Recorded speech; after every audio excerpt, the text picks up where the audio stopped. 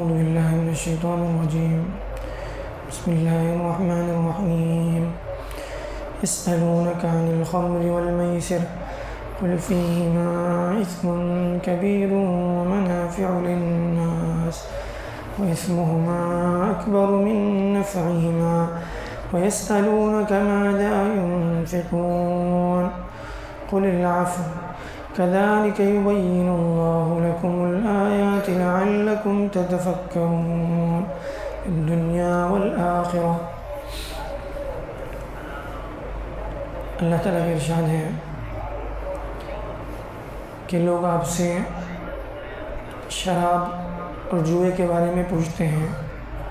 یعنی شراب اور جوئے کے احکام پوچھتے ہیں. آپ کہہ دیجئے کہ ان دونوں کا گناہ بڑا ہے، اس میں کچھ فائدے بھی ہوں گے، لیکن ان دونوں چیزوں کا گناہ، شراب کا اور جوئے کا گناہ، اس کے نفع سے زیادہ خطرناک ہے. قرآن مجید میں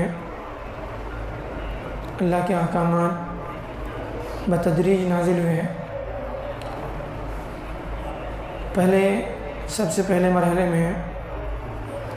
شراب کے سلسلے میں جو احکامات نازل ہوئے ہیں حرمت کے، وہ ایک ساتھ پہلے مرحلے میں شراب حرام نہیں کی گئی. کچھ صحابہ بھی کہتے ہیں کہ اگر پہلے دن شراب حرام کر دی جاتی تو شاید ہم میں سے کوئی شراب نہ چھوڑتا. تو سب سے پہلے مرحلے میں یہ ہوا کہ شراب کی قباحت، اس کی برائی لوگوں کے دلوں میں بٹھائی گئی اور کہا ہے کہ دیکھو اس میں نقصان زیادہ ہے، نفع کم ہے. نفع کیا ہے کہ لوگ اس کے ذریعے سے طاقت حاصل کرتے تھے، اپنے کام میں جو ان کو سہولت ہوتی تھی، اور جو ہے بعض علاقوں میں بڑی سردی ہوتی تھی تو اس کے ذریعے سے ان کو جو ہے کچھ فائدہ بھی ہو جاتا تھا. تو بہرحال یہ سب جتنے منافع آج بھی دنیا میں ہو سکتا ہے، بہت سارے لوگ اس کے منافع اور اس کے فوائد بیان کریں، لیکن اس کے نقصانات، اس کے فوائد اور منفعت سے زیادہ خطرناک ہے. اب ہوتا کیا تھا کہ شروع میں لوگ شراب بھی پیتے تھے اور اسی طرح سے جو ہے جوا وغیرہ بھی کھیلتے تھے، لیکن یہ ہوا کہ اب یہ آیت نازل ہونے کے بعد جو ہے اس میں کچھ لوگ جو ہیں ان کو اتنا سمجھ میں آ گیا کہ شراب کوئی اچھی چیز نہیں ہے، شراب جوا. پھر اس کے بعد جو ہے بھی لوگ پیتے تھے. اب اس کے بعد یہ ہوا ایک موقع پر جو ہے جب نماز کا وقت آیا تو آدمی جب شراب پیا ہوا ہوگا تو اس کی بہکی باتیں کرے گا، وہ کیا بول رہا ہے اس کو ہوش ہی نہیں ہوگا، پتہ نہیں ہوگا. تو نماز کے موقعوں پر جو ہے الٹی سیدھی باتیں بعض موقعوں پر جو ہے بعض صحابہ کی زبان سے نکلنے کی روایتیں بھی ملتی ہیں. تو اس کے بعد دوسرے مرحلے پر اللہ کی طرف سے حکم یہ آیا کہ یا ایھا الذین آمنوا لا تقربوا الصلاۃ وانتم سکارى، کہ شراب جو ہے نماز کے اوقات میں مت پیو. یعنی شراب نماز میں تم جب آؤ تو تم نشے میں نہیں ہونا چاہیے، نشے کی حالت میں تم نماز نہیں پڑھ سکتے. اور یہ ہے کہ اللہ نے دن میں 5 وقت ایسے نماز کی ترتیب بنائی ہے کہ تھوڑے وقفے کے بعد آدمی کو اللہ کے سامنے کھڑا ہونا ہے اور مسجد میں آنا ہے، اللہ سے باتیں کرنا ہے. تو اب یہ ہوا کہ نماز کے اوقات میں شراب نہ پی جائے کم از کم، اس سے اور تخفیف ہو گئی. پھر بھی اس کے باوجود جو ہے کچھ نہ کچھ جو ہے یعنی لوگ شراب وغیرہ پیتے تھے. پھر اس کے بعد آخری مرحلے میں جو ہے باقاعدہ شراب کی حرمت کی آیتیں نازل ہوئی اور اس کے بعد صحابہ نے جو ہے شراب چھوڑ دی. اب سوال یہ پیدا ہوا کہ شراب کہتے کسے ہیں؟ شراب جو ہے یعنی ہر دور میں الگ الگ چیزوں سے اس کی شراب بنائی جاتی تھی. اللہ کے نبی صلی اللہ علیہ وسلم سے کے زمانے میں کھجور سے، انگور سے اور کشمش سے اور بھی بعض چیزوں کا تذکرہ ملتا ہے، الگ الگ چیزوں سے بنائی جاتی تھی. کسی مخصوص چیز سے بنی ہوئی چیز کو ہی شراب نہیں کہتے، بلکہ یہ حرمت جو ہے وہ ہر قسم کی نشاور چیزوں کے لیے جو ہے یہی حکم ہے. حدیث میں اللہ کے نبی صلی اللہ علیہ وسلم نے فرمایا کل مسکر حرام، ہر نشاور چیز حرام ہے. اور بعض چیزیں ایسی ہیں کہ جس کا نشہ جو ہے آدمی تھوڑا پینے سے نشہ نہیں آتا، زیادہ پینے سے آتا ہے. فرمایا ما اسکر کثیرہ فقلیلہ حرام، کہ جس میں بہت زیادہ شراب یعنی جو چیز پینے سے نشہ آتا ہے، تھوڑا پینے سے آدمی کو نشہ نہیں آتا تب بھی وہ حرام ہے. تو اس کا مطلب یہ معلوم ہوا کہ نشاور ہر چیز حرام ہے، چاہے وہ اس کے پینے کے بعد آدمی کو فوراً نشہ آتا ہو یا نہ آتا ہو، بہرحال وہ چیزیں حرام ہیں.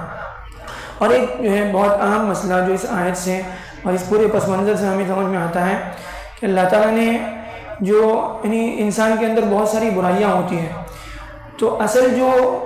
جیسے بیمار آدمی ہو جائے، سر میں درد ہے، پیٹ میں درد ہے، تو اصل جو حکیم اور ڈاکٹر ہوتا ہے وہ ہر مرتبہ سر کے درد کے لیے ہمیشہ سر درد کی دوا نہیں دیتا، ہمیشہ پیٹ درد کے لیے پیٹ درد کی دوا نہیں دیتا، بلکہ وہ دیکھتا ہے کہ اس کے عوارض کیا ہیں، یعنی یہ سر درد کیوں ہو رہا ہے، اس کے کیا اسباب ہیں۔ ایسے ہی جو ہے انسان اگر گناہ کرتا ہے، کوئی بھی گناہ کرتا ہے، تو وہ گناہ جو ہے فی نفسی کچھ بھی ہو، لیکن اس کے کیا عوامل ہیں، کیا اسباب ہیں جس کی وجہ سے انسان اس گناہ کی طرف جا رہا ہے، اس کو جو ہے اس کی اصلاح کی کوشش کرتا ہے۔ تو یہاں پر جو ہے سب سے پہلے مسلمانوں کی اللہ کے نبی صلی اللہ علیہ وسلم کے زمانے میں بہت ساری برائیاں صحابہ کے اندر تھی، لیکن جو ہے ڈائریکٹ کسی جو ہے برائی پر جو ہے روک تھام نہیں کی گئی، بلکہ اس کے اصل عوارض جس بنیاد پر وہ انسان گناہ کر رہا ہے اس کو جو ہے سب سے پہلے اس کی اصلاح کی کوشش کی، اور وہ ہے بنیادی طور پر ایمان، اللہ کا تعلق بندے کے ساتھ جوڑا گیا، اللہ کی محبت، اللہ کا استحضار، اللہ کی جو ہے انعامات کا ایسا جو ہے استحضار پیدا کیا گیا، اللہ سے محبت، ایمان کا اس درجے پر جو ہے اس کے اوپر محنت ہوئی کہ پھر اس کے بعد سارے احکامات آسان ہو گئے۔ پھر اللہ کا حکم ہے نماز پڑھو تو نماز پڑھنا آسان، روزے رکھو روزے رکھنا آسان، پھر شراب حرام ہوگی شراب چھوڑنا آسان، جو بھی اللہ کی طرف سے احکامات ہے وہ سب جو ہے آسان ہو گئے۔ تو یہی جو ہے اسلوب ہمیشہ اصلاح کا ہونا چاہیے کہ کوئی بھی گناہ ہو، وقتی طور پر جو ہے اس کے نقصانات ہوں، تو ایک دم سے اگر اس کو جو ہے حکمت کے ساتھ نہ روکا جائے تو پھر اس کے جو ہے ریاکشن سامنے آتے ہیں، پھر بجائے اس کے کہ انسان گناہوں سے روکنے کی اور زیادہ گناہوں پر جری ہو جاتا ہے۔ تو یہ ہمیں قرآن مجید کی جو ہے تعلیمات سے، اللہ کے نبی صلی اللہ علیہ وسلم کی سنتوں سے یہی پیغام ملتا ہے کہ ہم ہر گناہ کی اصل جڑ کو معلوم کرنے کی کوشش کریں اور بنیاد سے جو ہے اصلاح کی کوشش کریں، تو انشاءاللہ جو ہے وہ اصلاح کارآمد بھی ہوتی ہے اور مؤثر بھی ہوتی ہے۔ اللہ تعالیٰ جو ہے ہمیں عنایتوں سے صحیح سبق لینے والا بنائے۔